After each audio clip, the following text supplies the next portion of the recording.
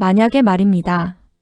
만약 그 사람이 없었다면 1966년 그 밤에 라디오에서 흘러나온 김기수 세계 챔피언이라는 말이 끝내 들리지 않았다면 한국 복싱은 지금 어떤 모습이었을까요? 오늘 이 다큐는 존재하지 않았을지도 모를 한 역사를 조심스럽게 상상해 봅니다. 아무도 세계를 말하지 못했던 시절, 김기수가 없던 한국 복싱을 먼저 떠올려 봅니다. 1960년대의 체육관, 낡은 샌드백, 해진 글러브, 겨울이면 숨이 하얗게 새어나오던 공간. 선수들은 열심히 훈련했지만 목표는 늘 여기까지였습니다. 국내 챔피언이면 성공한 거지.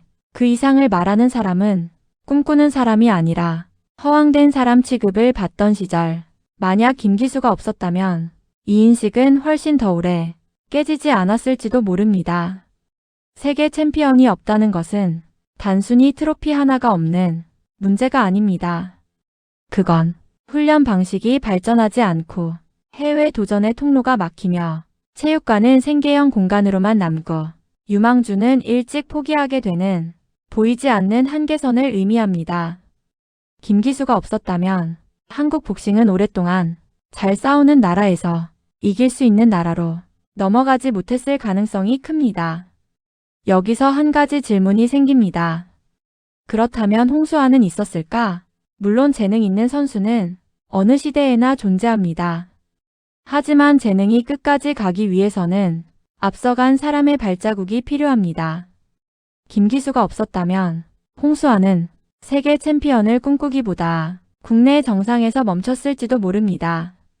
유재두와 장정구, 유명우 역시 가능성이 아니라 모험을 하는 선수로 남았을 수 있습니다. 역사는 개인이 만들지만 개인은 언제나 앞선 역사의 어깨 위에 서 있습니다. 사전오기 신화의 주인공 홍수아는 고교생 때 김기수의 카퍼레이드를 보고 권투를 시작해 1974년 그의 뒤를 이어 2대 세계 챔피언이 됐습니다. 김기수 이후 한국은 세계 챔피언을 40여 명 배출하며 1970년에서 1980년대 프로복싱 강국으로 군림했죠. 그러나 2000년대 들어 세계 챔피언이 자주 나오지 않았고 복싱 인기도 과거에 비해 주춤해졌습니다.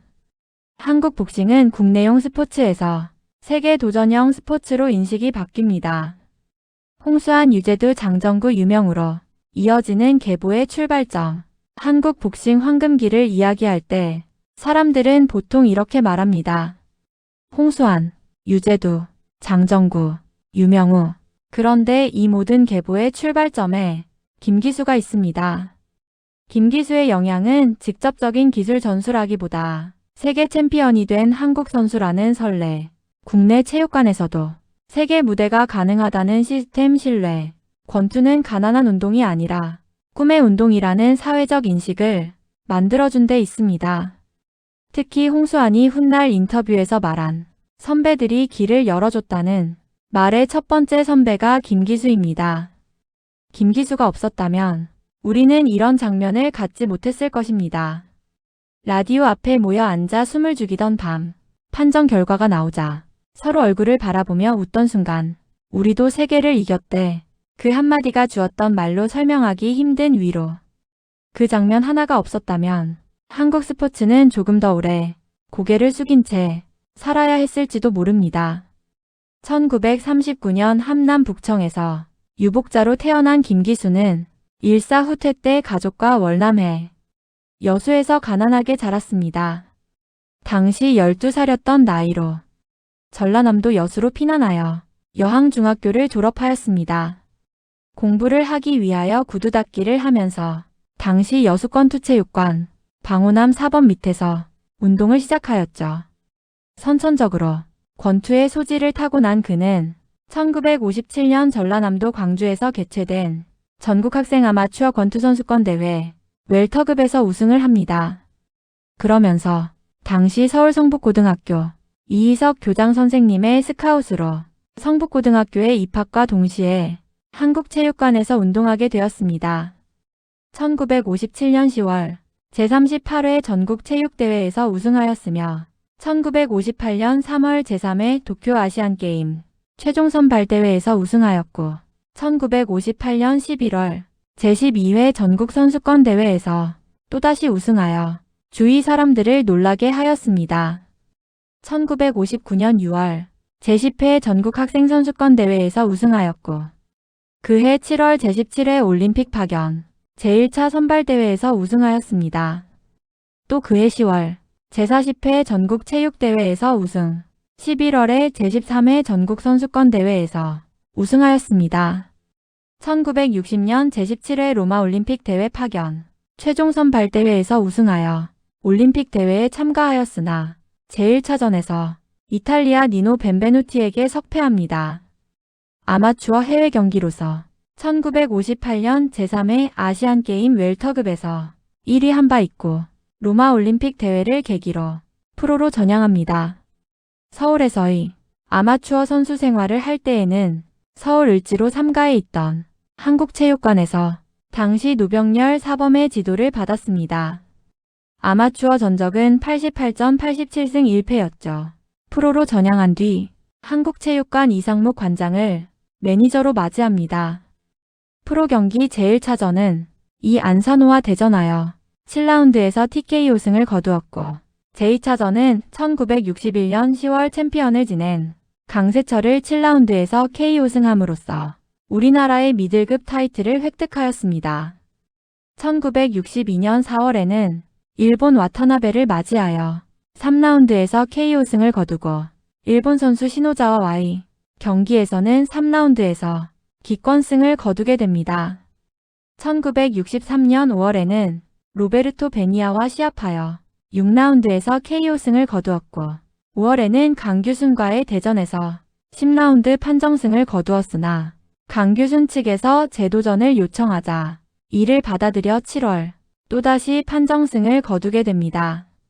1963년 12월에는 일본인 사이토와 대전하여 3라운드에서 KO승을 거두었고 1964년 1월에는 미국인 조지 카더와 대전하여 6라운드에서 KO승을 하였고 9월에는 강순규를 맞이하여 8라운드에서 KO승을 거두었습니다. 10월에는 올림픽에 함께 참가하였던 김득봉을 맞아 무승부를 기록하였습니다. 1966년 1월에는 일본인 가이즈 후미오를 맞이하여 동양태평양 미들급 타이틀을 획득하였고 6.25 전쟁 15주년을 맞이하여 장충체육관에서 WBA 세계 챔피언인 이탈리아 니노 벤베누티를 맞이하여 15라운드 판정승으로 주니어 미들급 타이틀을 획득하게 됩니다. 1966년 12월에는 헬링턴과 15라운드 경기에서 판정승하여 제1차 방어에 성공하였고 1967년 9월에는 일본인 사사키와 대전 6라운드에서 KO승으로 PBF 3차 방어를 하였고 같은 해 10월에는 미국 흑인인 프레드 리틀과의 15라운드 타이틀 경기에서 판정승하여 제2차 방어에서 성공하였습니다. 1968년 2월에는 알리파라와 12라운드 제4차 방어에 성공하였으나 같은 해 5월 이탈리아에서 산드로 마진키와 대전하여 WBA 주니어 미들급 타이틀을 상실하게 됩니다. 같은 해 11월 미나미 히사오 선수와 대전 OPBF 미들급 타이틀을 상실하였으나 다음 해인 1969년 3월 남구응에게 재도전하여 타이틀을 되찾았고 프로복싱으로 전향한 7년간 49전 45승 2무승부 2패에 빛나는 기록을 세웠으며 왼손잡이로 알려졌습니다. 그의 복싱 생활 중 빛나는 영광은 첫째 한국 사상 처음으로 동양 챔피언이 된 것과 둘째 OBF 타이틀의 잦은 반납과 셋째 운동선수로서 누구보다도 윤택한 생활을 할 수 있었다는 점 등입니다. 중학생 때 복싱에 입문했고 서울 성북고에 진학해 1958년 도쿄 아시안게임에서 금메달을 땄습니다. 아마추어 통산 87승 1패로 승승장구한 그에게 유일한 패배를 안긴 상대가 바로 1960년 로마올림픽에서 만난 벤베누티였죠. 프로에 뛰어든 그는 1965년 동양 챔피언 벨트를 차지하고 이듬해 세계 챔피언에 도전했습니다. 당시 벤베누티가 요구한 대전료는 $55,000였습니다. 1인당 국민소득이 $200도 안 되던 시절 대전료를 구하지 못해 애를 태우고 있던 그를 박정희 대통령이 불렀습니다. 박 대통령은 이길 자신 있어요? 라고 물었고 젖먹던 힘까지 다해서 노력하겠습니다. 라는 대답에 박정희 대통령은 정부에서 대전료를 내주도록 지시합니다. 우리도 할 수 있다는 희망과 자신감이 절실하게 필요한 때였습니다. 광복 후 처음으로 대한민국 선수가 세계 정상에 오르자 장충체육관에서 경기를 지켜본 박 대통령도 자리를 박차고 일어나 박수를 보냈습니다. 김기수는 이탈리아 복서 니노 벤베누티와의 경기에서 WBA와 WBC 슈퍼 웰터급 통합 챔피언을 얻으며 세계 정상에 올랐습니다. 이 승리는 한국 스포츠 역사에서 기념비적인 순간이었어요. 단순한 우승을 넘어 국내 스포츠 위상을 높인 사건이었습니다.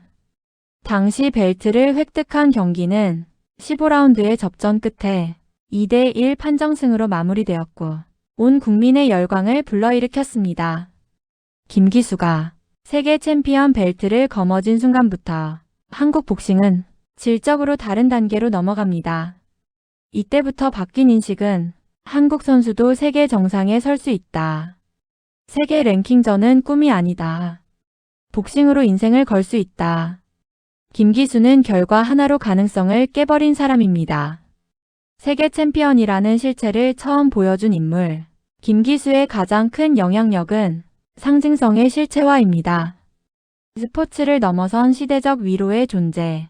1960년대 한국 사회를 생각해보면 전쟁의 상은 가난, 희망보다 체념이 많던 시절. 그 시기에 세계 챔피언 김기수의 등장은 단순한 스포츠 뉴스가 아니었습니다. 신문은 이렇게 다뤘죠. 약소국 한국 세계 정상에 서다. 국민적 영웅이 된 그의 인기는 실로 대단했습니다. 2개월 뒤 그가 배우 김지미 박노식과 함께 출연한 내 주먹을 사라는 영화가 상영될 정도였습니다. 그 후 김기수는 1968년 5월 이탈리아에서 열린 3차 방어전에서 이탈리아의 산드로 마징기에게 판정패해 타이틀을 잃게 됩니다. 이듬해 프로 통산 49전 45승 2무 2패의 기록을 남기고 글러브를 벗었습니다. 은퇴 후 사업가로도 성공해 명동의 건물을 사고 챔피언 다방을 운영했습니다. 그러나 1996년 9월 간암 판정을 받은 후에는 기독교에 입문하여 신앙생활에 전념하며 투병했으나 결국 1997년 6월 10일 향년 58세 나이에 하늘의 별이 되었습니다. 유족은 부인과 이남 이녀가 있습니다. 김기수는 중학교 3학년 때 전라남도를 주름잡는 씨름 선수로 활약하던 도중 기밀과 씨름판에서 마주친 일이 있습니다. 두 사람 간의 씨름 대결은 물론 기밀의 승리로 끝나게 됩니다. 기밀과의 씨름 대결은 귀중한 일화이며 김기수가 세계 타이틀을 딸 때 장충체육관에는 박정희 대통령을 비롯해 6,500명의 관중이 입장했습니다. 김기수는 챔피언이 된 뒤 1966년 6월 27일 오후 6시 20분부터 1시간 반 동안 코치인 미국인 보비 리처드, 매니저 장기섭 등과 함께 오픈카를 타고 시가 행진을 벌였습니다. 해태 타이거즈와 인연이 깊었습니다. 김응용 감독은 같은 실향민 출신의 중마고우였고 지명타자 김봉현 선수는 그의 동서이고 투수 이상윤 선수는 그의 대릴 사위였습니다. 여러분은 혹시 1960년대의 한국을 기억하십니까? 전쟁의 흔적이 아직 골목마다 남아있던 시절, 사람들은 하루하루를 버티듯 살아가며 내일보다 오늘을 걱정하던 시대였습니다. 그 시절 누군가는 이렇게 말했습니다. 우리가 세계 최고가 될 수 있을까? 대부분은 고개를 저었습니다. 그 질문은 너무 멀고 너무 큰 이야기였기 때문입니다. 하지만 바로 그때 한 사내가 조용히 링 위에 올라섰습니다. 그의 이름은 김기수였습니다. 김기수는 화려한 환경에서 복싱을 시작한 선수가 아니었습니다. 좋은 장비도, 체계적인 시스템도, 풍족한 지원도 없던 시절 그가 가진 것은 단단히 담은 입술과 포기하지 않는 두 주먹뿐이었습니다. 훈련은 거칠었고 시합은 늘 생존과 같았습니다. 하지만 그는 알고 있었습니다. 이 링 위에서는 출신도 배경도 아무 의미가 없다는 것. 오직 끝까지 서 있는 자만이 자기 이름을 남길 수 있다는 사실을 말입니다. 1966년 그날은 평범한 하루처럼 시작됐습니다. 하지만 그날 밤 한국 스포츠의 역사는 완전히 달라졌습니다. 김기수는 세계 챔피언 니노 벤베누티와 마주섰고 15라운드 내내 물러서지 않았습니다. 한 라운드 또 한 라운드 숨은 가빠졌고 몸은 점점 무거워졌지만 그의 눈빛만은 흔들리지 않았습니다. 그리고 마침내 판정 결과가 울려 퍼졌습니다. 김기수 세계 챔피언. 그 순간 라디오 앞에 모여있던 사람들은 서로 얼굴을 바라보며 말했습니다. 우리가 이겼대. 그 말은 단순한 승리 소식이 아니었습니다. 그건 한 나라의 자존심이 조용히 고개를 들던 순간이었습니다. 김기수는 이후에도 챔피언으로서 싸워야 했습니다. 상대는 늘 강했고 조건은 언제나 불리했습니다. 그럼에도 그는 링에 올랐습니다. 왜냐하면 그는 알고 있었기 때문입니다. 내가 무너지면 뒤에 오는 사람들의 길도 사라진다. 첫 번째가 된다는 것은 영광이면서 동시에 책임이었습니다. 김기수는 자신의 승리만이 아니라 한국 복싱 전체를 짊어지고 싸웠습니다. 김기수가 길을 열자 그 뒤로 이름들이 이어졌습니다. 홍수환, 유재두, 장정구, 유명우, 그들은 모두 이미 누군가가 세계 정상에 섰다는 사실을 알고 링에 올랐습니다. 김기수는 직접 말하지 않았지만 그의 존재 자체가 이렇게 말해주고 있었습니다. 너희도 갈 수 있다. 그 한 문장은 수많은 체육관의 불을 밤늦도록 켜두게 했고 수많은 청년을 다시 일어서게 했습니다. 시간은 흘렀고 김기수는 언젠가 링을 내려왔습니다. 스포트라이트는 다른 선수들에게로 옮겨갔고 사람들의 기억에서도 조금씩 멀어졌을지도 모릅니다. 하지만 분명한 사실 하나는 남아있습니다. 오늘 한국 복싱이 세계 무대를 당연하게 바라볼 수 있는 이유. 그 출발선에는 반드시 김기수라는 이름이 있습니다. 이 다큐를 듣고 계신 여러분도 아마 인생의 많은 라운드를 지나오셨을 겁니다. 이긴 날도 있었고 억울하게 판정패를 당한 날도 있었겠지요. 김기수의 이야기는 단순한 스포츠 영웅담이 아닙니다. 그것은 이렇게 말해줍니다. 누군가 처음으로 버텨주었기에 우리는 그 다음을 살 수 있다. 조용히 묵묵히 자기 몫의 싸움을 끝까지 해낸 한 사람. 그가 있었기에 한국 복싱은 세계를 꿈꿀 수 있었습니다. 그리고 오늘 이 이야기를 기억해주는 우리가 있기에 김기수의 이름은 다시 한번 링 위에 서게 됩니다. 한국 복싱의 첫 챔피언, 그리고 한 시대의 문을 연 사람, 김기수. 그의 싸움은 끝났지만 그가 남긴 길은 아직도 이어지고 있습니다. 김기수가 남긴 것은 벨트 하나가 아니었습니다. 그는 이렇게 말해주었습니다. 세계는 생각보다 멀지 않다. 이 말은 복싱을 넘어 다른 종목으로도 번져갔고 한국 스포츠 전체의 자존심이 되었습니다. 만약 김기수가 없었다면 이 자신감은 다른 누군가를 기다리느라 훨씬 늦게 찾아왔을 것입니다. 역사는 늘 이렇게 말합니다. 누군가는 반드시 처음이 되어야 했다. 김기수는 가장 먼저 그 자리에 섰고 아무도 보장해주지 않은 싸움을 끝까지 버텨냈습니다. 만약 그가 없었다면 한국 복싱은 분명 지금과 다른 모습이었을 것입니다. 더 느렸을 것이고 더 좁았을 것이며 더 많은 사람이 꿈을 접었을지도 모릅니다. 내용이 유익하셨다면 구독, 좋아요를 부탁드립니다. 감사합니다. 연예정보 24시 에이나였습니다.